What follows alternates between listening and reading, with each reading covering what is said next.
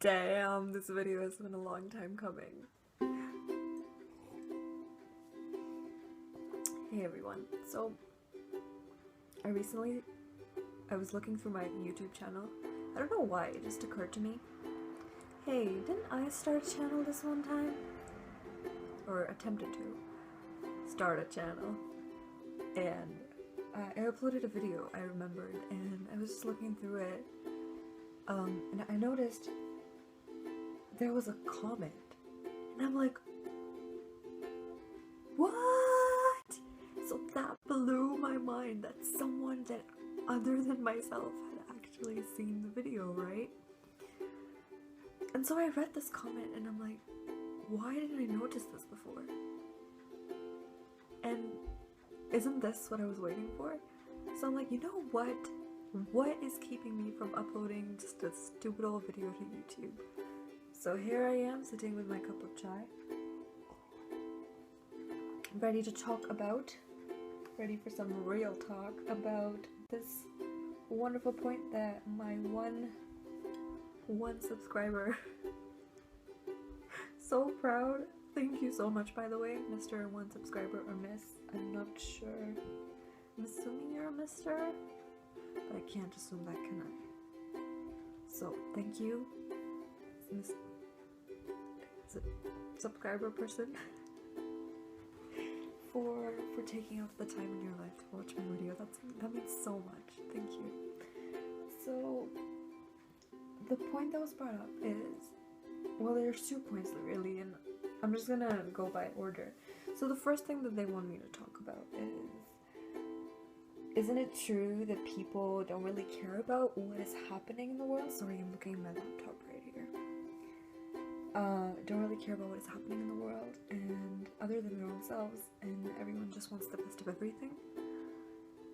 That is very true. That's the point. Isn't it true? To be very short, it is very true. But it isn't a concrete fact. The thing is, we're human beings. As human beings, as being intelligent species, we all want to survive, and we all want to, well, this is me being super layman scientific here, but we all want things that would increase our chance of survival. So from a scientific point of view, yes, we do want the best of everything, and that is basically engraved in our genome, to want the best of everything, so we may be able to live the longest life and pass on our genes. From a social perspective, yes. And I'm personally more interested in talking about the social perspective. Yes. And it is sad. I see everywhere around me people, all they want is, okay, they want this one really nice thing, and then once they get it, the value of that thing decreases. Hasn't that ever happened to you? You get this thing that you've been wanting for so long, and once you have it, for a while it's amazing, but then its value starts to decrease until you look at something else that's so much better, and now you want that thing. And every time I think about this, or every time someone brings that up, all I say is, human greed is limitless. So there's only one way to overcome that, and it's not an easy path. It's to willingly and selflessly control your desire. You can't expect everyone to do that, because not everyone will. A lot of people live by the ideology that if I can afford it, why shouldn't I? But the reason you shouldn't is because it's not gonna give you that happiness you're looking for, that sense of completion that you're looking for. It's only gonna be temporary. What isn't temporary, well, we'll get to that later in another real talk, but there are things out there that aren't, well, everything's temporary if you look at it from a realistic perspective, but that aren't so temporary as they may seem, like family, like a sense of purpose, like love. Which brings me actually onto our second question, which is, it's really rare these days that girls think good about boys and boys think good about girls. And why do people always think so negatively about people that approach them And why do people just generally develop this idea that all people of the opposite gender, or all people that may come onto them, are bad? The real simple answer to that is because we are all it's kind of relative to the first one. We want the best of everything, and we have this idea in our heads that until we get that idealistic persona in another person that we crave, we are not going to compromise or settle in order to develop something that lasts. Which is why a lot of people find it so hard to find companionship. That is something that is very complex a subject, because you can't really teach someone to lower their standards, so to say. You can only teach them to accept and look at things or look at people differently. As to the question of why that is, well, I think it's because the first few encounters that we have of other people approaching us, or us approaching other people in early life or in early age, usually end up negatively. They don't have good outcomes. Well, sometimes they do, but a lot of people either are rejected, or they reject other people either because they're scared or they're just weirded out by that concept. And that rejection, that ingrains itself in us very, very deeply. So deeply that from then on we become almost scared, almost afraid to let people in. And the more bad experiences we have, the more afraid we become, and the less people we let in.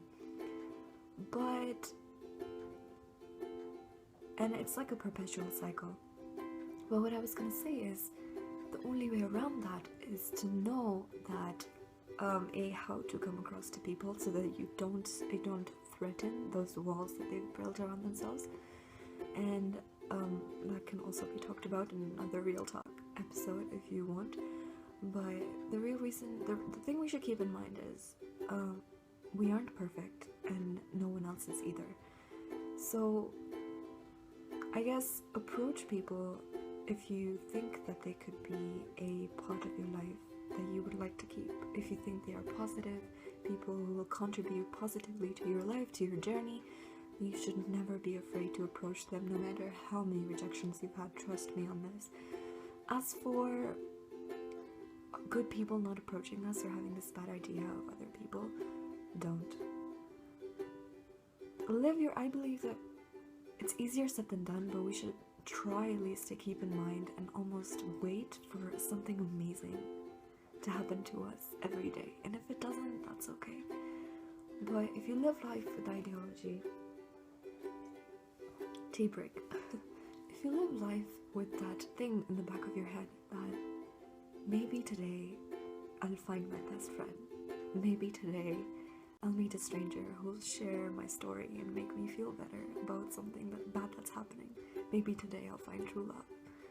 If we keep that in mind, then we're more open to people talking to us, to approaching us, to a question that a stranger asks you when they stop you on the street and ask you for your time.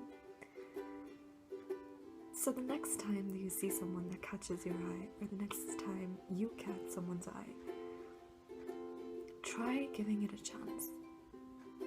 I'm not saying go and get into a committed partnership or relationship with them the moment you see them. But what I'm saying is, give life a chance. Give people a chance. Sometimes, 1 in 7 or 1 in 5 times, it really leads to something amazing. So this is me signing out.